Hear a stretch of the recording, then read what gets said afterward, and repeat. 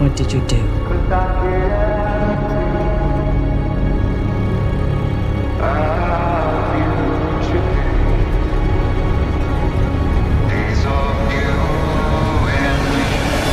Hello guys, welcome to our channel. ఇవాళ మనం రీసెంట్గా రిలీజ్ అయిన the last of us season 2 trailer break down చేయబోతున్నాం. చాలా మంది ఈ లాస్ట్ ఆఫ్ అస్ సీజన్ 1 చూసే ఉంటారు, బట్ కొంతమంది చూడని వాళ్ళ కోసం ఈ టీవీ షోని ఎక్స్ప్లెయిన్ చేయాలి అనుకుంటున్నా. సో ఎక్కడ స్కిప్ చేయకుండా మొత్తం స్టోరీ వినండి, చాలా ఇంట్రెస్టింగ్ గా ఉండబోతుంది. మనం ఇప్పటి వరకు చూసిన మూవీస్ లో జాంబీస్ అన్ని కూడా వైరస్ వల్ల క్రియేట్ అయినవే, కానీ ఇందులో మాత్రం జాంబీస్ అన్ని కూడా ఒక డేంజరస్ ఫంగస్ వల్ల క్రియేట్ అవుతాయి. నిజానికి ఈ ఫంగస్ ఫిక్షనల్ కాదు, మన నిజ జీవితంలో కూడా ఉంది. ఆల్రెడీ యూట్యూబ్ లో ఈ ఫంగస్ గురించి చాలా రియల్ వీడియోస్ ఉన్నాయి. ప్రెసెంట్ అయితే ఈ ఫంగస్ కొన్ని చిన్న చిన్న పురుగుల మీద వాటి ప్రభావం చూపిస్తున్నాయి, కానీ ఇది మనుషుల మీద ప్రభావం చూపించే అంత స్థాయిలో ఈ ఫంగస్ లేదు. ఒకవేళ అలా చూపిస్తే ఎలా ఉంటుందో అనే దాని మీద స్టోరీ క్రియేట్ చేసి ఒక గేమ్ ని డిజైన్ చేశారు. అయితే ఈ గేమ్ చాలా బాగా హిట్ అవడంతో దీని మీద ఒక టీవీ షో చేస్తే ఎలా ఉంటుంది అని డిసైడ్ అయ్యి ఒక టీవీ షో చేశారు. ఈ ఫంగస్ గాలిలో స్ప్రెడ్ అవ్వదు, ఒక ఇన్ఫెక్ట్ అయిన పర్సన్ ఎవరినైనా కొరికితే వాళ్ళు కూడా ఇన్ఫెక్ట్ అవుతారు, అండ్ అలా స్ప్రెడ్ అయ్యి మొత్తం వరల్డ్ అంతా నాశనం అయిపోయి ఉంటుంది. కానీ ఇంకా ఇన్ఫెక్ట్ అవ్వని వాళ్ళు ఎలా సర్వైవ్ అయ్యారు అనే దాని మీద ఈ టీవీ షో అంతా ఉంటుంది.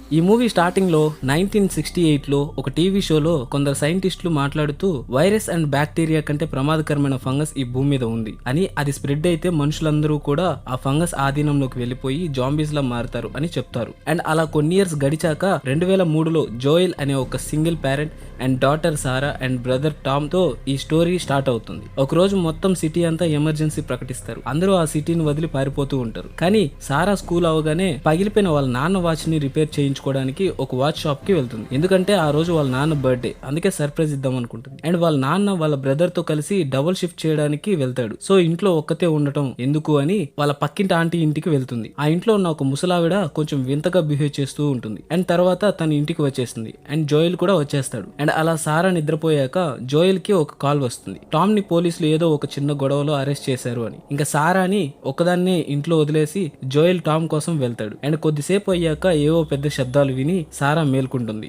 అలా వాళ్ళ నాన్నని పిలుస్తూ బయటికి వస్తుంది. అక్కడ చూస్తే వాళ్ళ ఆంటీ వాళ్ళ ఇంట్లో ఉండే కుక్క బయట కనిపిస్తుంది. అది తప్పించుకుని బయటికి వచ్చింది ఏమో అని దానిని తీసుకుని వాళ్ళ ఇంట్లోకి వెళ్ళాలి అనుకుంటుంది. కానీ ఆ కుక్క ఇంట్లోకి వెళ్ళడానికి భయపడుతుంది. తను ఒక్కతే ఇంకా లోపలికి వెళ్తుంది. అప్పుడే తనకి అర్థమవుతుంది, ఆ ముసలావిడ జాంబీలా మారి ఆ ఇంట్లో ఉన్న అందరినీ చంపేసి ఉంటుంది. అండ్ ఆ జాంబీ సారా మీద అటాక్ చేసే టైంలో అక్కడికి జోయల్ అండ్ టామ్ వచ్చి తనని సేవ్ చేస్తారు. ఇంకా జోయల్, సారా, టామ్ ఆ సిటీని వదిలి దూరంగా వెళ్ళాలి అనుకుంటారు. ఫైనల్లీ రోడ్ లోకి వచ్చేస్తారు. అక్కడ కూడా ఫుల్ జాంబీస్ తో నిండిపోయి వాళ్ళ కార్ క్రాష్ అవుతుంది. అండ్ సారాని తీసుకుని జోయల్ అక్కడ నుండి తప్పించుకుంటుంటే ఒక మిలిటరీ ఆఫీసర్ కి దొరికిపోతారు. జోయల్ అండ్ సారా ఫేస్ మీద ఉన్న చిన్న చిన్న దెబ్బల్ని చూసి వాళ్ళు ఇన్ఫెక్ట్ అయ్యారేమో అని ఆ మిలిటరీ ఆఫీసర్ షూట్ చేయడం స్టార్ట్ చేస్తాడు. అంతలోప టామ్ వచ్చి ఆ మిలిటరీ ఆఫీసర్ ని కాల్ చేస్తాడు. కానీ అప్పటికే ఒక రౌండ్ షూట్ లో సారాకి బుల్లెట్స్ తగిలి బ్లడ్ లాస్ అవడం వల్ల చనిపోతుంది. అలా 20 ఇయర్స్ తర్వాత అప్పటికే ఆల్మోస్ట్ 80% వాళ్ళు నాశనం అయిపోయి మిగిలిన పీపుల్ బ్రతికి ఉంటారు. అయితే ఈ 20 ఇయర్స్ లో జరిగిన మార్పులకి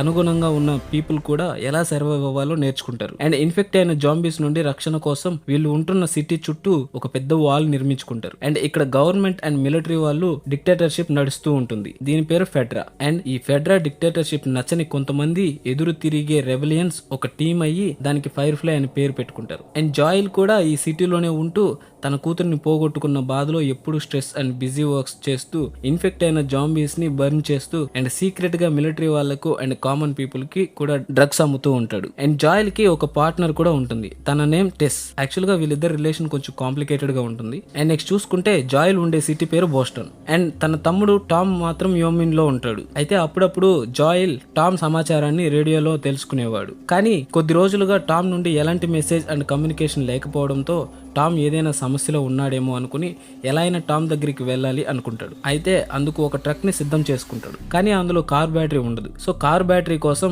టెస్ రాబర్ట్ అనే ఒకడికి మనీ ఇస్తుంది.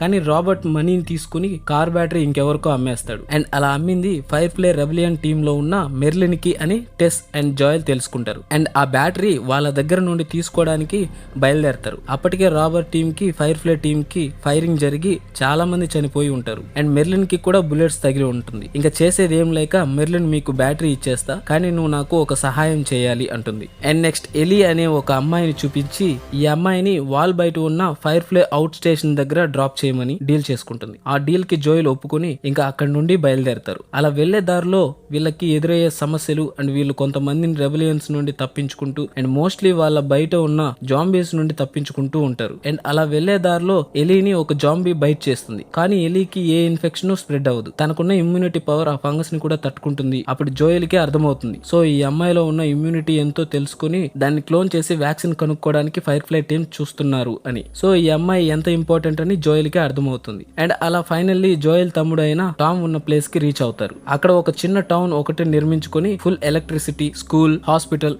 షాపింగ్స్ అండ్ కావాల్సిన ఫార్మింగ్ చేస్తూ అసలు లీడర్షిప్ అనేదే లేకుండా చాలా ప్రశాంతంగా జీవిస్తూ ఆ టౌన్ చుట్టూ ఫెన్సింగ్ నిర్మించుకుని ఉంటారు. అండ్ బయట ఎవరికి ఈ టౌన్ ఒకటి ఉన్నట్టు కూడా తెలియకుండా ఎవరితోనూ కమ్యూనికేషన్ ఉండకుండా స్ట్రిక్ట్ రూల్స్ పెట్టుకుంటారు. అందుకే టామ్ కూడా జాయల్ తో ఎలాంటి కమ్యూనికేషన్ లేకుండా ఉంటాడు. అండ్ టామ్ కూడా ఒక అమ్మాయిని మ్యారేజ్ చేసుకుని లైఫ్ ని చాలా బాగా లీడ్ చేస్తూ ఉంటాడు. అండ్ నెక్స్ట్ డే ఎల్లీని ఫైర్ ఫ్లై టీమ్ కి అప్పగించడానికి జాయల్ అండ్ ఎల్లీ స్టార్ట్ అవుతారు. అలా వెళ్ళిన వీళ్లకు మళ్ళీ మధ్యలో చాలా ప్రాబ్లమ్స్ ఎదురవుతాయి.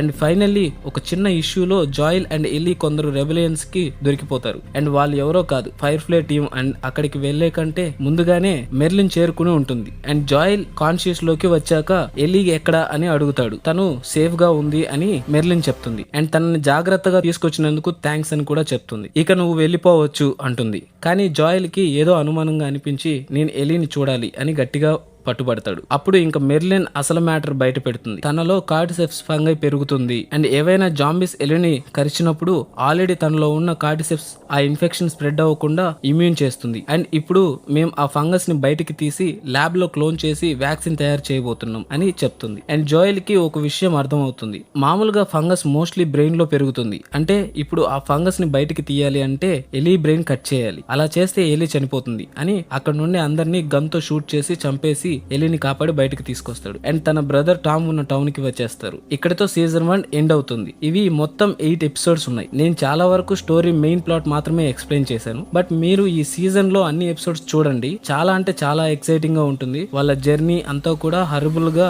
అండ్ కొన్ని సీన్స్ అయితే లిటరల్లీ భయపడిన వాళ్ళని కూడా భయపడేలా చేస్తాయి. అండ్ నెక్స్ట్ ఇయర్ జనవరి నుండి జూన్ మధ్యలో సీజన్ 2 రిలీజ్ చేయడానికి ప్లాన్ చేశారు. అండ్ సీజన్ 1 కంటే సీజన్ 2 ఇంకా ఎక్కువ వరల్డ్ బిల్డింగ్ ఉండబోతుంది. అండ్ ఎక్కువ గ్రాఫిక్స్ అండ్ ఎక్కువ జాంబీస్ మీద స్టోరీ ఉండబోతుందని చెప్తున్నారు. అండ్ సీజన్ 2 ట్రైలర్ కూడా టామ్ ఉన్న టౌన్ కి జాంబీస్ అన్ని కూడా వచ్చేస్తున్నట్టు అండ్ అటాక్ చేస్తున్నట్టు చూపించారు. మరి చూడాలి ఎలా ఉండబోతుందో. అండ్ అంతలోపు ఒకవేళ ఈ ఫస్ట్ సీజన్ ఎవరైనా చూడకపోతే చూడండి. ఈ సీజన్ అంతా కూడా డిస్నీ హాట్స్టార్ లో ఉంది, లేదా నా టెలిగ్రామ్ ఛానల్లో అన్ని ఎపిసోడ్స్ ఉన్నాయి, చూసేయండి. అండ్ నా ఎక్స్ప్లెనేషన్ మీకు నచ్చింది అనుకుంటున్నా. Thank you so much guys. Signing off.